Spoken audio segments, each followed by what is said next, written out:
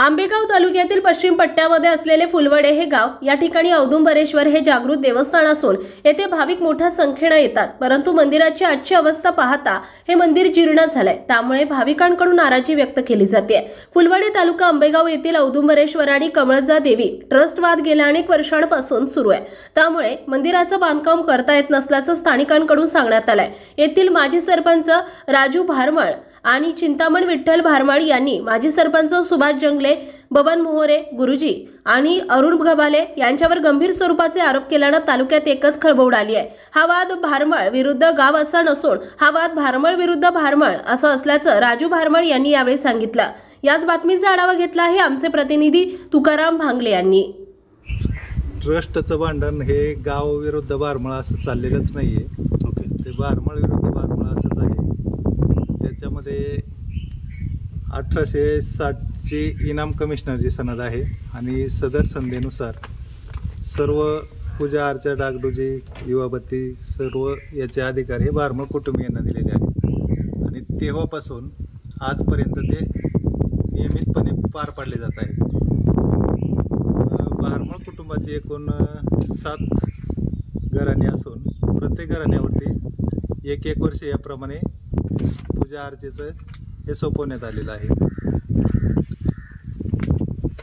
भगतवाडी येथील औदुंबरेश्वर मंदिर हे स्वयंभू असून फुलवडे गावातील वाड्यांना भगतवाडी येथे लांब पडत असल्यामुळे त्यानंतर याची प्रतिकृती म्हणून एक फुलवडे गावामध्ये औदुंबरेश्वर मंदिर बांधण्यात आलेलं होतं। सन 1979 साली दोन्ही मंदिराचा 2 वेगवेगळ्या ट्रस्ट स्थापन करण्यात आल्या। कधी 1979 साली दोन्ही मंदिराच्या 2 वेगवेगळ्या ट्रस्ट स्थापन झाले। तर वरचे औदुंबरेश्वर मंदिर आणि कमळजा देवी मंदिर याला इनामी जमीन असल्यामुळे ती ट्रस्ट फक्त भारमळांची करण्यात आली। सदर याच्यामध्ये गावातील खाली ज्या वाड्या आहेत त्यातील काही व्यक्ती अंतर्भूत होत्या, परंतु त्यांची नावे वगळून फक्त भारमळांचीच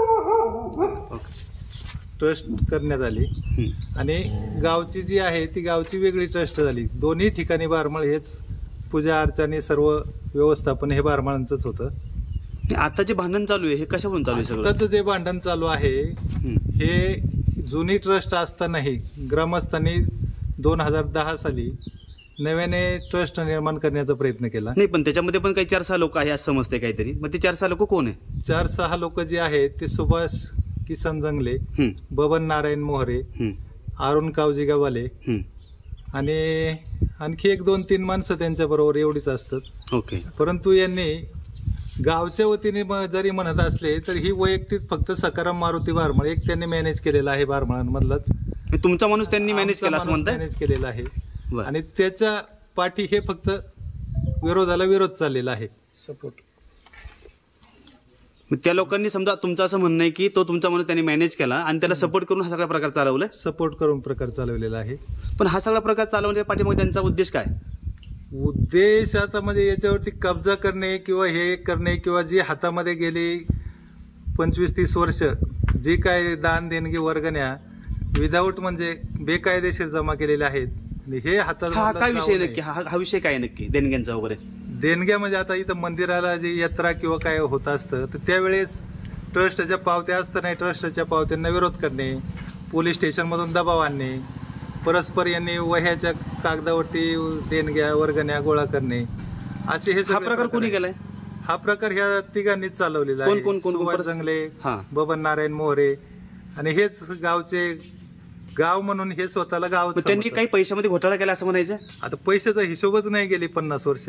थोडक्यात घोटाळा केला असं म्हणायचं तुम्हाला? हा भ्रष्टाचारच आहे त्याच्यामध्ये, कारण त्यांनी हिशोबच दिलेला नाही आणि हिशोबाला कायदेशीर काही त्यांच्याकडे पुरावे नाहीयेत, म्हणजे पावत्या नाहीत किंवा काहीच नाही। पण त्यांनी ग्रामस्थांना हिशोब दिला असेल ना? हिशोब फक्त कार्यक्रम संपला का त्यावेळेस बाबा 10 रुपये जमा झाले, 9 रुपये खर्च झाला आणि 1 रुपया शिल्लक राहिला। हा आता पावतीचा विषय बोलताय की यांनी काहीतरी पावत्या वगैरे बनवून पैसे लाटले वगैरे, हा काय प्रकार आहे? मग पावत्या नाहीच आहे त्यांच्याकडे, त्यांना कायदेशीर कुठलं रजिस्ट्रेशनच नसल्यामुळे त्यांनी कुठल्याही प्रकारच्या पावत्या बनवलेल्या नाहीत। ते वहीवरती दान देणग्या वर्गण्या गोळा करून घेतात आणि त्याच्यामुळे त्याचं काय कायदेशीर कुठलं हेच नाही, त्याचं काय ऑडिट नाही, काय नाही किंवा काहीच नाहीये। लोकांकडनं पैसे लाटले आणि स्वतःच्या फायद्यासाठी वापरले असं म्हणणार? नाही, तसं नाही म्हणण्यात येणार, पण जे काय आहे कायदेशीर जर करायचं होतं तर मग ट्रस्ट असताना ट्रस्टच्या माध्यमातून ते करणं गरजेचं असताना ते न करता. पण त्यांनी जो प्रकार केला ते गावासाठीच केला ना? मग गावासाठी जो प्रकार केला, पण त्याचं कायदेशीर हे नाहीये ना. मग त्यांनी 2010ला जे सुरुवात केली भांडणाला, ती सुरुवातच मुळात वेगळ्या थोडक्यात तुम्ही पद्धतीने असंच केली. म्हणाल मग की त्यांनी त्या पैशामध्ये घोटाळे केले वगैरे आणि कुठलाही हिशोब गावाला दिला नाही असं म्हणाल? त्यांना कायदेशीर तो अधिकारच नव्हता नव्हता. गोळा करण्याचा. त्यांनी ट्रस्टची नुकसान केलेले आहे हे प्रकार करून. त्यांनी जी समिती त्यांनी स्थापन केलेली आहे औदुंबरेश्वर मंदिर जीर्णोद्धार समिती, ओके. हीच बेकायदेशीर आहे. तिला कायदेशीर मान्यताच नाही आणि गेली 20-25 वर्ष त्या नावाने ती चालवत आहेत. तर ती मुळात अनधिकृत असल्यामुळे त्याच्यावरती कारवाई होणं गरजेचं होतं. ट्रस्ट बाबत तुमचं काय म्हणणं आहे नक्की मग? ट्रस्ट बाबत आमचं हेच म्हणणं आहे का जे 2010ला यांनी ट्रस्ट करण्याचा निर्णय घेतला, तर त्या 2010 साली यांनी जुनी ट्रस्ट आहे हे यांना माहीत होतं. कारण ह्या 2 ट्रस्ट 1979 साली झाल्या. त्यावेळेस गावातील एक धर्मफंड नावाचं मंडळ होतं मुंबईला. त्यातील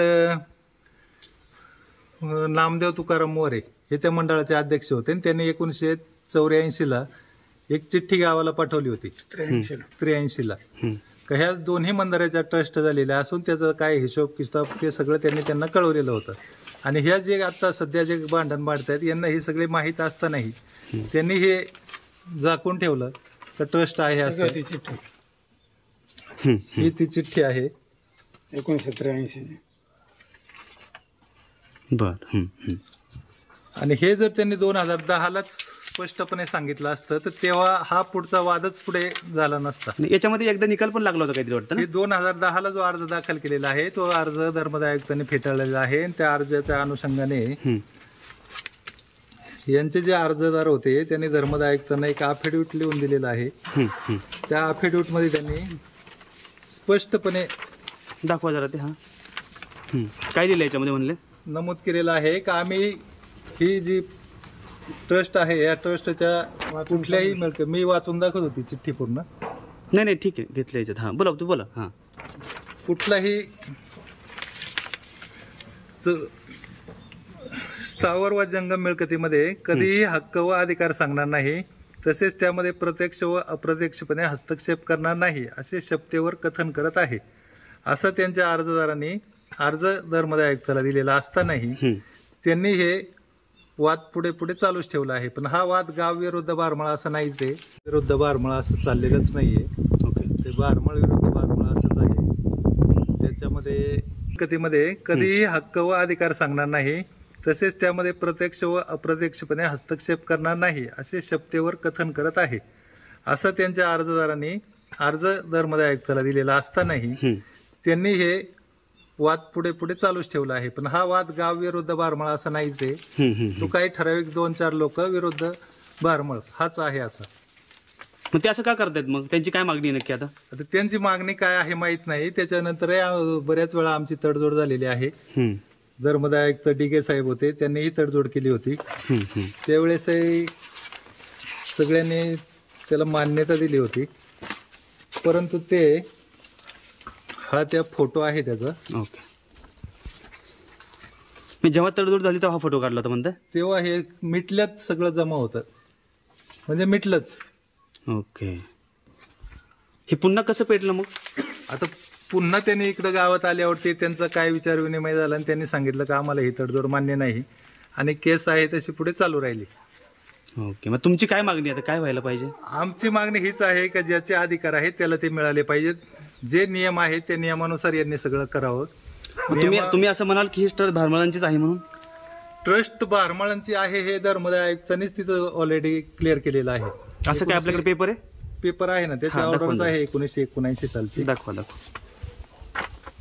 ही ती ऑर्डर आहे. बर. आणि हा त्या ऑर्डरच्या अनुषंगाने त्याने दिलेला. ओके.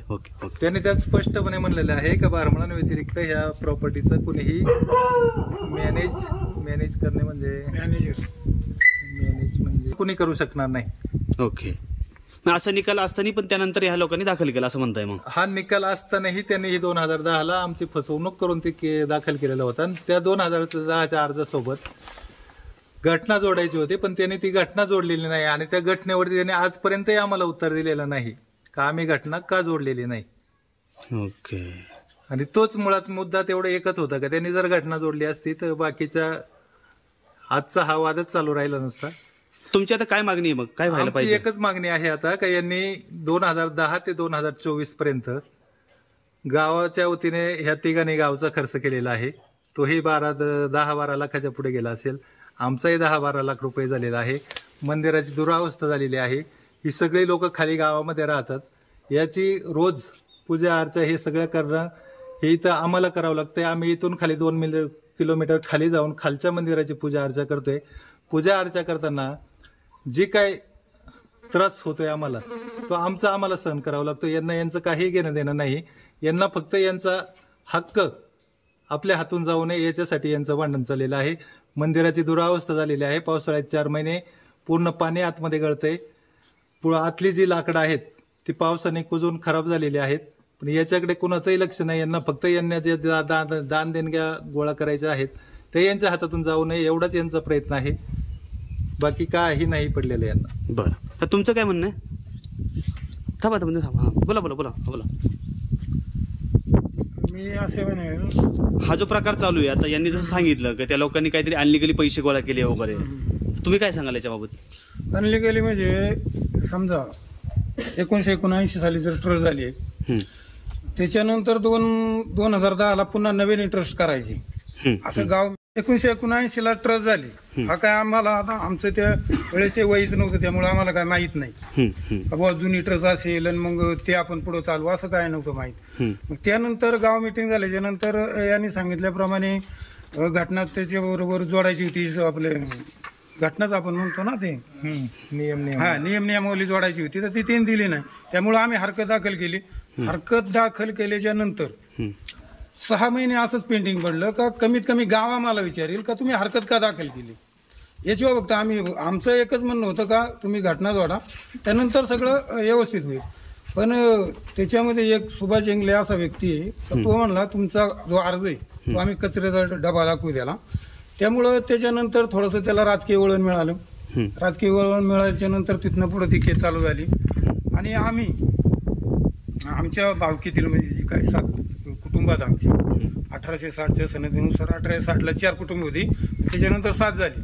आम्ही ट्रस्टीमध्ये घेताना म्हणजे आता ही 2010ला जरी आम्ही गावामध्ये समाविष्ट झालतो त्यामध्ये आमचे 7 मेंबर होते आणि गावचे 7 होते असे दिले होते. त्याच्यानंतर ते दिल्याच्या नंतर ते सगळं भांडण ओपन झाल्याच्या नंतर मग पुढं हे झालं आणि हा 2010चा हा अर्ज निकाली निघाला. 2013ला निकाली काढला. त्याच्यानंतर आम्हाला समजलं का भारमळाची एक स्वतंत्र ट्रस्ट आहे म्हणजे त्याच्यानंतर. आणि मग त्याच्यानंतर आम्ही धर्मदाय आयुक्त कार्यालयामधून ती कागदपत्र काढून घेतली. ती ऑर्डर 1979ची त्याच्या संदर्भात काय कागदपत्र आहे. आणि मग असं कळल्याच्या नंतर मग त्या ट्रस्टवर आम्ही पुढं लढायला सुरुवात केली. मग त्यामध्ये जे आमचे जे मयत ट्रस्टी होते त्याच्यापैकी एक आमचा हयात एक ट्रस्ट होता किसन लक्ष्मण वारमोर. त्यांना ते इथे येऊन त्या ट्रस्टी संबंधात माहिती देऊन त्यांनी मिटिंग घेऊन त्या ट्रस्टीवर आमची नेमणूक करून सभासद म्हणून आणि आमचे चेंज रिपोर्ट तिथे दाखल केले. ते मी आमचं ते नेमलेल्या सभासदांपैकी त्यात माझी निवड करून माझ्यातर्फे ते बाकीच्यांचे सगळ्यांचे चेंज रिपोर्ट दाखल केले. तर तेव्हापासून 2013 पासून तर आजपर्यंत ते प्रलंबित चेंज रिपोर्ट. तर हा जो आणि तेव्हापासून याच्या अगोदर गावकीच्या पावत्या होत्या म्हणजे आपल्या रजिस्टर नंबर नव्हता त्याला. रजिस्टर नंबर नाहीच आहे. जीर्णोद्धार समितीला रजिस्टर नंबर आहे त्यामुळे ती जीर्णोद्धार समिती पूर्णपणे अनलिगली. तेव्हापासून म्हणजे पूर्वीपासून 1979ला जर ट्रस्ट झाली होती तर ह्या ट्रस्टच्या माध्यमातून पुढे हे चालायला पाहिजे होते. पण ह्या ठराविक लोकांनी ती ट्रस्ट दाबून आपल्या फायदा कसा व्हावा म्हणजे आपलं वर्चस्व राहावं गाव. ठराविक लोक म्हणजे कोण नावं सांगा? ठराविक म्हणजे सुभाष जेंगले, बबन नारायण मोहरे, अरुण कावजे असतील आणि सपोर्ट त्याला सकाराम मारुतीला सपोर्ट करणार, आता तो त्यांच्या मागे जातोय. म्हणजे लुमाशंकर असेल, परत तो सोमाराम बावलवकरे असतील, म्हणजे अशी ती ठराविक 7-8 जणांची गँग आहे. गँगवार आपण म्हणतो त्या पद्धतीने. गँगवार आहे. हा बरं त्या पद्धतीनं ती तेवढीच लोक असतात तारखेला. बरं. आता इथं आम्ही डोंगर पठारावर असल्यामुळं कसं आमचा संबंध जास्त गावाशी येत नाही. ते काय करतात, कुठं जातात, ते परस्पर काही करतात. आता जे आरोप केला यांनी की त्यांनी पैशाचा घोटाळा वगैरे केला पावत्यांच्या वगैरे, तर तो काय प्रकार आहे मग? पैशाचा घोटाळा आपण कसा म्हणू शकतो का, त्याचं लिगली ऑडिट नसल्यामुळं तो खंडणी वसुली. आपण थोडक्यात जर अनलिगली जर आपण वयानं म्हणा किंवा रजिस्टर नंबर नसेल, पावती पुस्तकानं पैसे गोळा करत असेल तर ते खंडणीचा आपण वसूल करतो असा त्याचा अर्थ होतो. ओके. म्हणून तो का बाबा तो घोटाळाचा असा त्याचा आपण अर्थ काढू शकतो. म्हणून ते अनलिगली सगळं आजपर्यंत चाललंय आणि ते हातातून जाऊ नये म्हणजे ते वर्षच हो म्हणून त्यांचा हा सगळा खाटाटोप चाललाय. म्हणून त्यांना आमचा एक आता तो एक अजून 2 जण आमचा तो चिंतामणी माझे वारंबळ एक महाराज आहे, तो नाही पडला सध्या स्थायिक आहे रहिवासी, तोही त्यांना सपोर्ट करतोय. म्हणजे अशी ठराविक जण आमचे त्याने हातात धरल्यात आणि वाद आमचा आमच्यात लावलाय. गावासीने आमचं भांडणच नाही, गाव आणि आमचं असं भांडण नाही. 2010चा अर्ज निकाल निघाला, तिथेच गावजण आमचं भांडण संपलं. पण तिथून सुरू झालं ते भारमळ विरुद्ध भारमळ. म्हणजे सकाराम मारुती त्याचे वडील याच्यात होते ट्रस्टमध्ये, वंश परंपरेने तो येऊ शकतो हे आम्हाला माहिती आहे आणि आम्ही जाऊ शकतो हे आम्हाला माहिती आहे. परंतु त्याला आम्ही गेला तरी पण तो आमच्या का काय येत नाही हेच आम्हाला कळत नाही. आम्ही त्याला नाकारलं नाही, परंतु प्रत्येक घराने आता फुलवडे दाखवलं असेल ना. आता सपोर्ट करणे म्हणजे आम्हीच दाखवणेच ना. सपोर्ट काय कोणी कोणाला असं सहजासहजी करत नाही. त्यामुळं तो त्याच्या मागं अजून 2-3 व्यक्ती आमच्यावर म्हणाले त्यांनी हातात धरल्या आणि आमच्यात भांडण लावले. त्यामुळं हे भांडण आज तिथे धर्मदायमध्ये चालू आहे. जर त्याला आम्ही घेतलं किंवा तो आमच्याकडे आला तर हे भांडण तिथे संपणार आहे. त्यामुळं गाव विरुद्ध आम्ही असं भांडण नाही हे मी स्पष्ट करतो. तुमची काय मागणी आहे आता, मग काय व्हायला पाहिजे? नाही आता जे यांनी सांगितल्याप्रमाणे कसं का ट्रस्टचा एकदा निकाल लागल्यानंतर चेंज रिपोर्ट समजा मंजूर झाल्याच्या नंतर केस पूर्णपणे संपणार आहे. बाकीचे जरी अजून 2-4 धर्मदायामध्ये हे टाकलेले आहेत, आपण त्याला काय म्हणतो, ट्रस्ट अजून स्कीम दाखल केलेल्या आहेत, तर हे ट्रस्टचा हे चेंज रिपोर्ट फायनल झाल्याच्या नंतर ते आपोआप ते त्यांना फेटाळलं जाणार आहे. याच्या माध्यमातून आपण समजा याचा निकाल लागला, याच्यात जर 1979ला जर म्हणले धर्मदाय आयुक्तांनी, ते काय आपण गावाचे जी माणसं होती त्यांना काढलं नाही, ते धर्मदाय आयुक्तांनी काढले. ते काढले असेल 1860च्या सनदेच्या अनुषंगाने. तर त्यानंतर आपण ही ट्रस्ट फायनल झाल्याच्या नंतर आपण सब कमिट्या तयार करून गावच्या या ट्रस्टच्या अंडर ज्या सब कमिट्या असतील संपूर्ण गावाला त्याच्यात समाविष्ट करून सब कमिट्यांमध्ये, त्यानुसार मग पुढील देवाचा जो कार्यक्रम असतील, यात्रा असेल, सप्ताह असेल, अजून एकादशी वार्षिक काय असतील, तो कार्यक्रम त्या सब कमिटीच्या मार्फत आपण पुढे चालू ठेवू. एवढंच माझं म्हणणं आहे. याच्या पुढे जाऊन अजून नंतर बोलू, पण आता थोडक्यात एवढंच बोलतो. ठीक.